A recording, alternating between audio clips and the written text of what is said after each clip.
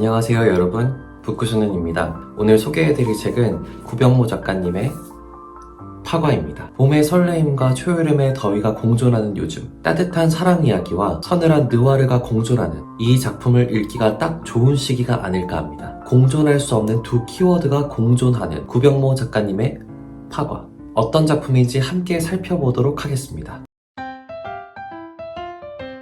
금요일 밤 지하철 안, 피곤과 술에 치댄 사람들 사이로 노년의 여자가 들어섭니다. 수수한 옷차림에 눈에 띄지 않은 행동, 그녀는 조용히 군중 속에 파고들었고 자리에 앉아 조용히 성경책을 읽기 시작합니다.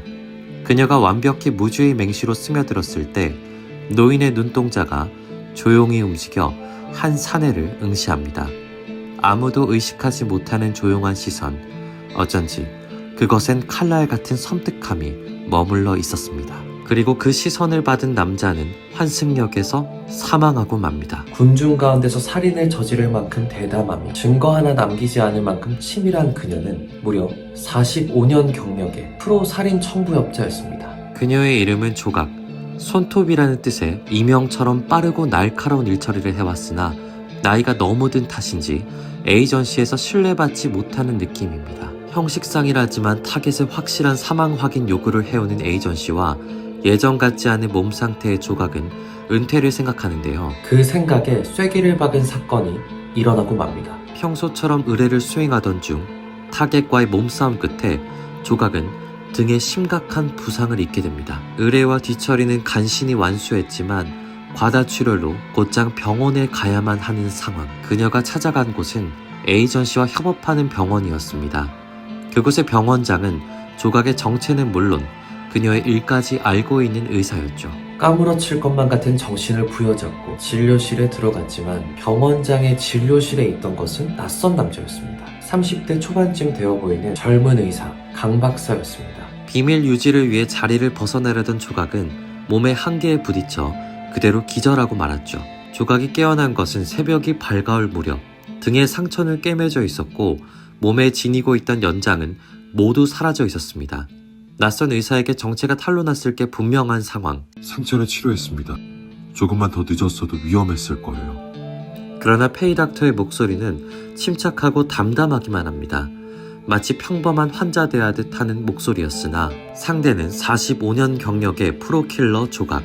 그녀는 경계를 늦추지 않았습니다. 너 누구야? 챙그랑 소리와 함께 링거병이 깨지고 눈 깜짝할 새 강 박사의 목에 날카로운 절단면이 들이닥칩니다. 조금만 힘을 줘도 동맥이 절단될 수 있는 상황에서 강 박사는 힘겹지만 침착하게 또 다정한 목소리로 한마디 말을 남깁니다. 상처가 벌어집니다. 조각이 어떤 사람이든 상관없으며 환자라 치료했을 뿐이라고 말하는 강 박사. 45년간 현업에 종사하며 사람 보는 눈이 생긴 조각의 눈엔 강 박사의 말이 진심이라는 게 보였습니다. 위험한 인물에게 새 옷까지 사다주는 다정함 때문인지 어린 시절 이후로 굳게 닫혀만 있었던 조각의 마음은 어느새 강 박사에게 조그마한 틈을 내주고 말았죠. 늙어버린 조각은 몸도 마음도 예전 같지 않습니다. 굳게 쌓아올린 일상에 강 박사라는 작은 균열이 생긴 조각. 늙어버린 몸도 마음도 예전 같지 않음을 느끼고 있을 때 또 다른 젊은 남자가 새로운 균열을 일으킵니다. 젊고 실력 있는 방역업자 2. 그녀에게 좋지 않은 태도를 보이는 젊은 방역업자는 어째서인지 그녀의 삶과 죽음에 집착하듯 개입하며 이야기는 최종장으로 치닫습니다. 무너지는 킬러의 일상, 그 틈으로 무엇이 스며들게 될지, 낡고 무뎌진 칼이 무엇을 베어낼지 궁금하시다면 파과의 이야기를 만나보세요. 흡입력 있는 스토리에 개성 넘치는 인물들, 그 무엇 하나 빠지지 않는 소설 파과였습니다. 제가 그동안 리뷰해둔 소설들 중에 가장 재미있었던 소설이었는데요. 읽는 내내 뒷내용이 너무 궁금해서 책장을 덮을 수가 없었습니다. 이 작품의 최고의 장점은 의외성에서 오는 신선함입니다. 등장인물들부터 사건들까지 뭐 하나 전형적인 것이 없어요. 킬러라는 단어에서 느껴지는 전형적인 이미지는 젊고 건장한 남성의 모습인데요. 파과의 주인공 조각은 그 정반대의 인물입니다. 65세 여성 노인 킬러의 고정관념을 깨면서도 인물의 개성적인 면이 드러나서 이야기의 흥미를 잡아채는 설정이라고 생각하거든요. 구병모 작가님은 후에 인터뷰에서 조각을 노년의 여성 킬러로 설정한 데에 대해서 여자는 나이 들면 이중고의 약자가 된다라고 답변을 하신 적이 있습니다. 그 이중고의 약자가 벌이는 호쾌한 액션은 선입견을 깨트리면서 충격으로 다가옵니다. 조각은 단순히 65세 여성 킬러라고 요약할 수 있을 정도로 단편적인 인물은 아닌데요. 죽음을 준비하는 시기에 있으면서도 살아가는 것을 포기하지 않는 입체적인 인물입니다. 살인과 사랑이라는 합치되기 어려운 요인을 동시에 품고 있는 인물로서 전문 킬러의 길로 들어서게 된 것이 그 사랑 때문이었음을 감안하면 필연적이라 느껴지기까지 합니다. 조각이 킬러의 길로 들어설 무렵의 이야기는 화과 본문에 짧게 소개되어 있긴 하지만 23년에 더 자세한 이야기가 발매되었습니다. 초보 시절의 조각과 그 선생의 류의 이야기가 담긴 화과의 외전격인 단편소설로서 사랑과 또 살심이 공존하는 어린 조각의 마음을 더욱 깊이 들여다볼 수 있는 좋은 작품입니다. 궁금하신 분들은 파과에 이어서 파쇄를 읽어보기를 추천드릴게요. 조각 외에도 모든 인물들은 하나같이 다 의외성을 품고 있습니다. 조각을 치료해준 강 박사는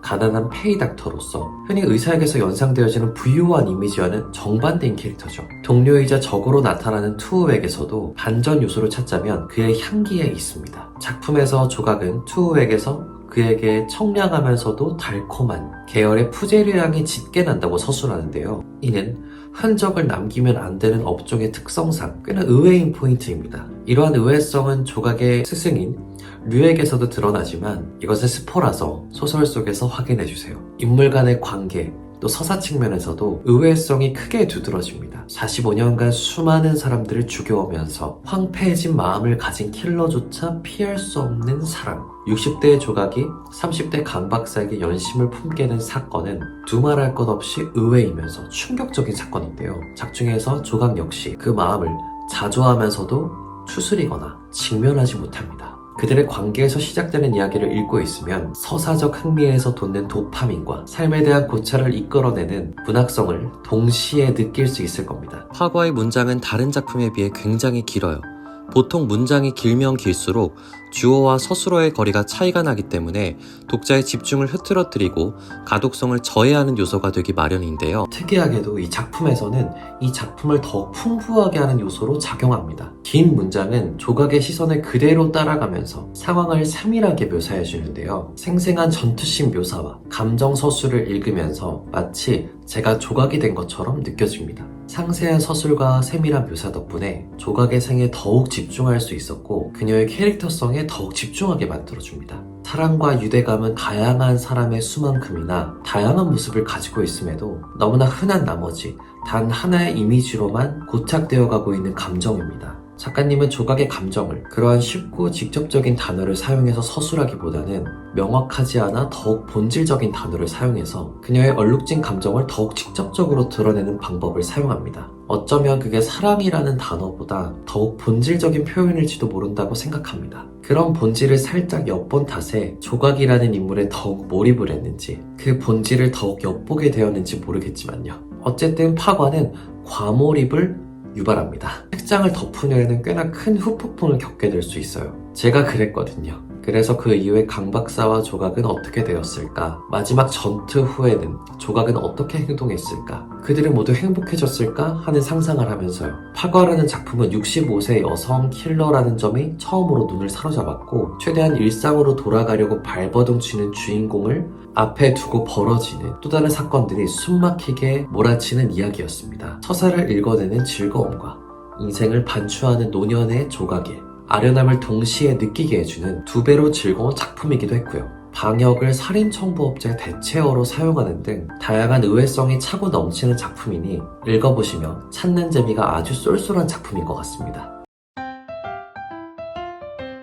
13년에 발매된 이 작품은 수많은 독자들의 마음을 빼앗았고 그 결과 작년에는 뮤지컬이 제작되어 대단하신 배우들이 열연을 펼치셨다고 해요. 저는 뮤지컬을 보지 못해 아쉽지만 올해 4월 30일에 개봉하는 파과 영화는 꼭 보러 가려고 합니다. 캐스팅으로는 조각의 이혜영 배우님, 투우에는 김성철 배우님, 류 역에는 김무열 배우님, 강선생 역에는 연우진 배우님 등 이미지에 찰떡인 배우분들이 캐스팅되셨으니 기대가 됩니다. 개봉 전인데도 베를린 국제영화제를 비롯한 다양한 해외 유명 영화제에서 초청을 받고 있는 작품인 만큼 극장에서 하루빨리 만나길 손꼽아 기다리게 되네요.